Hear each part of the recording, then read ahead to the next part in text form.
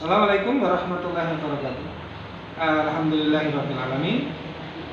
Anak-anakku yang berbahagia, kelas 10 mulai dari AKL, OTKP, Multimedia dan Tata Boga, bertemu lagi dengan Bapak pada materi akidah, akhlak dan ibadah. Nah, kebetulan untuk kali ini materi akidah akhlak itu ada juga di materi fikih. Sama, yaitu tentang berpakaian sesuai syariat Islam. Nah, Bapak hanya akan memberikan prolog saja. Nanti kakak-kakak kamu dari Unima, Ustaz Muhammadiyah Magelang akan bersamai anak-anak untuk belajar mengkaji.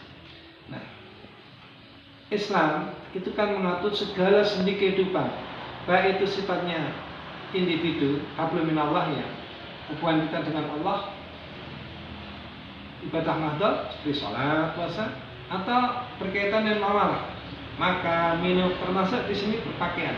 Islam mengatur. Yang pertama, maka berpakaian itu ada nilai-nilai keimanannya juga. Artinya apa? Kita harus mengikuti tuntunan Allah dan Rasulnya. Dan menurut Islam itu berpakaian itu nilai ibadah. Kemudian ada syarat tertentu, yaitu perintahnya harus menutup aurat. Bagaimana menutup aurat itu antara laki dan perempuan tentunya tidak sama. Saya yakin anak-anak sudah tahu, paham bahwa aurat perempuan itu hampir semuanya aurat kecuali muka dan telapak tangan. Sekarang ini ada, mohon maaf, ada narasi, ada ungkapan, yang penting kan hatinya, nggak berjilbab nggak apa-apa. Terus kemudian apa gunanya berjilbab tapi hatinya masih rusak? Jadi kita balik narasi itu. Ya sudah, kalau kamu yang penting hatinya, berarti nanti yang masuk surga hatinya. Kemudian badannya yang tidak ditutup olehnya yang di neraka. Bagaimana kalau begitu? Ini ya. Nah, kemudian yang saya tekankan, karena Islam mengatur segala kehidupan manusia itu untuk kebahagiaan manusia sendiri. Satu contoh, nanti anak-anak saya menyimpulkan di antara manfaat ataupun nilai dari adanya berpakaian sesuai. Ada satu kisah menarik. Ini kisah nyata ya, baru terjadi. Ada seorang wanita muslimah yang taat. Dia orang Melayu Malaysia. Dia tinggal di Amerika, di negeri Paman Sam, dan bekerja. Kerjanya sampai malam. Suatu saat dia pulang jalan kaki, lewat lorong. Di situ sering ada pemuda-pemuda yang, mohon maaf, berandalan, hidupnya tidak karuan, banyak maksiat. Wanita itu berhijab lengkap, taat. Dia waktu itu pulang malam sendirian. Nah, ternyata di situ dia lihat seorang pemuda yang dari tampangnya sudah ditatapan matanya, menunjukkan seorang pemuda yang, mohon maaf, bahasa kita mata keranjang, bahasa kita wajah penuh mesum, mohon maaf itu. Nah, dia sambil lewat sambil berdoa, dia baca ayat kursi. Itu secara batinnya dia membaca berdoa mengenai Allah. Ternyata pemuda itu hanya melihat sepintas. Kemudian dia pulang selamat. Nah, di pagi harinya tersiar kabar bahwa ada kasus pemerkosaan di jalan itu yang jamnya menunjukkan kira-kira 10 menit setelah wanita muslimah yang tadi itu lewat. Maka dia sebagai seorang muslimah yang taat, punya tanggung jawab terhadap masalah hukum. Dia kemudian lapor polisi dan dia mengatakan bahwa dia tahu siapa pelakunya, janji ini. Tidak selang berapa lama kemudian pemuda itu ditangkap. Setelah ditangkap, si gadis itu penasaran, kenapa bukan saya yang menjadi korbannya? Karena saya juga jalan sendirian. Kemudian dia mendatangi kantor polisi. Dia minta izin kepada polisi untuk bisa menemui pemuda itu. Diizinkan. Kemudian dia tanya, tadi malam Anda kan yang berdiri di pojok gang yang gelap. Anda tahu saya lewat? Iya. Kenapa? Anda tidak melanjut terhadap saya? Justru salah sudah saya. Kan saya sendirian. Apa arti pemuda itu? Anda tidak sendirian. Karena saya melihat dengan mata kepala Anda dikawal dua laki-laki yang gagah dan besar. Sehingga saya tidak mungkin akan memangsa Anda untuk berbuat maksiat. Maka saya menunggu memangsa yaitu seorang wanita yang jelas dirinya. Nah, apa bedanya? Anda bisa bayangkan, si wanita itu taat dengan pakaian muslimahnya, dengan ikhtiar batiniah, pasrah dengan dasar iman kepada Allah. Sementara yang kedua gadis yang lainnya sama-sama dia berpakaian di atas lutut, bahkan mungkin dadanya masih kelihatan. Nah ini, maka sekali lagi itulah di antara satu bukti nyata nilai yang bisa diambil dari diterapkan aturan berpakaian dengan menutup aurat sesuai dengan tuntunan Al-Quran dan Sunnah.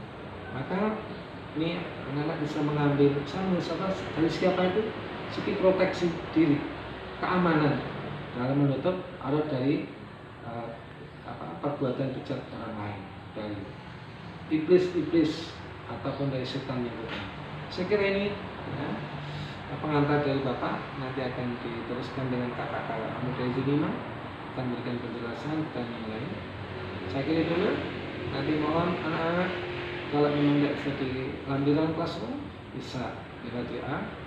Atensinya perhatikan, ini bermanfaat bagi kita semua, baik laki-laki atau perempuan, karena semua dituntut untuk menutup aurat walaupun ada perbedaan antara laki-laki dan perempuan sesuai dengan syariat. Terima kasih atas anak-anak sekalian.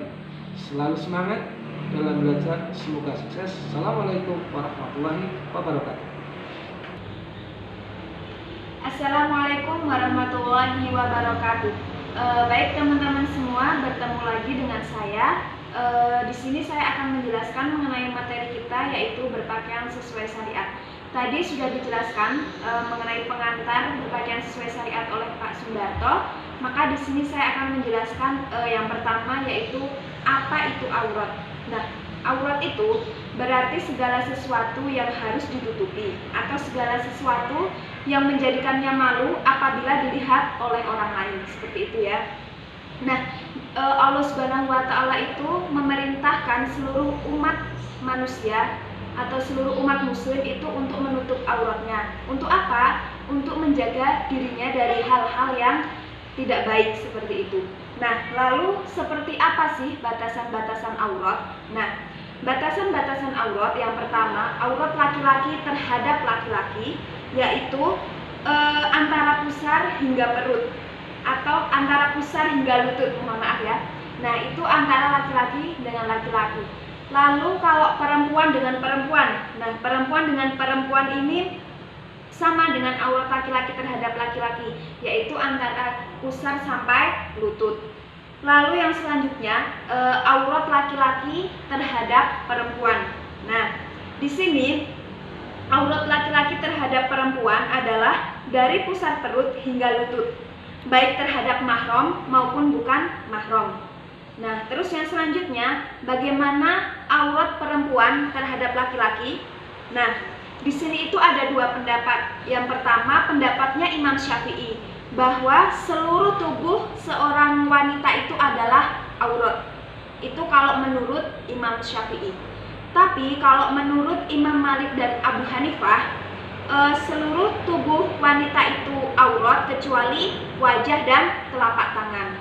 Nah, itu menurut Imam Malik dan Abu Hanifah.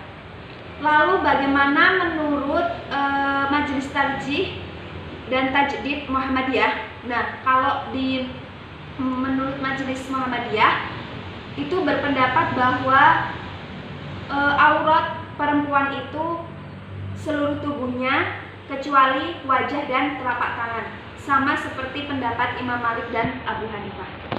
Nah, yang selanjutnya dasar hukum kewajiban menutup aurat. Nah, dasar hukumnya ini dijelaskan dalam Quran surat Al-Ahzab ayat 59, yang artinya, hai Nabi, katakanlah kepada istri-istrimu, anak-anak perempuanmu, dan istri-istri orang mukmin, hendaklah mereka mengulurkan jilbabnya ke seluruh tubuh mereka, yang demikian itu supaya mereka lebih mudah untuk dikenal. Karena itu mereka tidak diganggu dan Allah adalah Maha Pengampun lagi Maha Penyayang.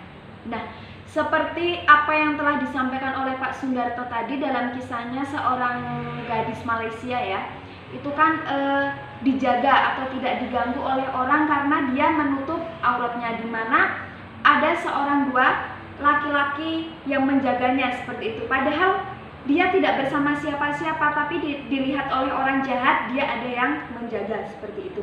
Nah, sampai di sini yang dapat saya sampaikan. Kurang lebihnya saya mohon maaf. Semoga bisa dipahami ya teman-teman semua. Saya akhiri. Wassalamualaikum warahmatullahi wabarakatuh.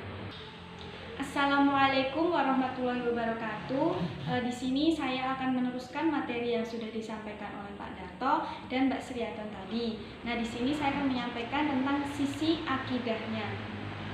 Di sini adalah fungsi dari berpakaian secara Islami.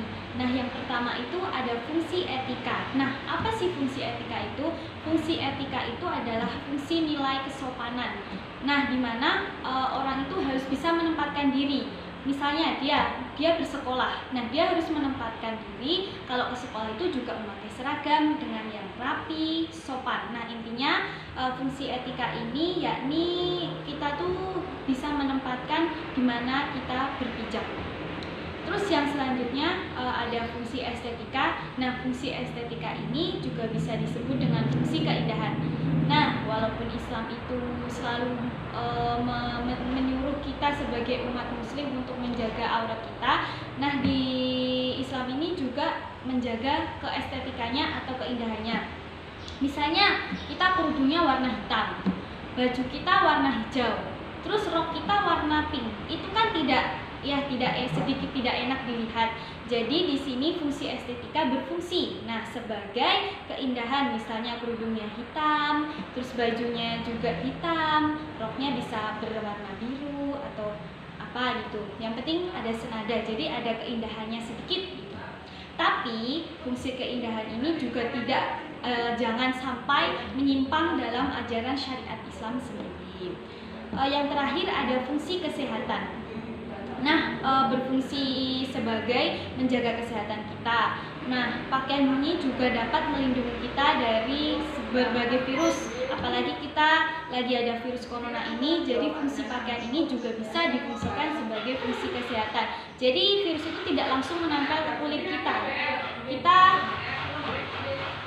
Nah, kesimpulannya fungsi kesehatan dari baju ini sendiri yakni bisa menjaga kita dari panas, dingin maupun virus-virus yang akan menempel di kulit kita.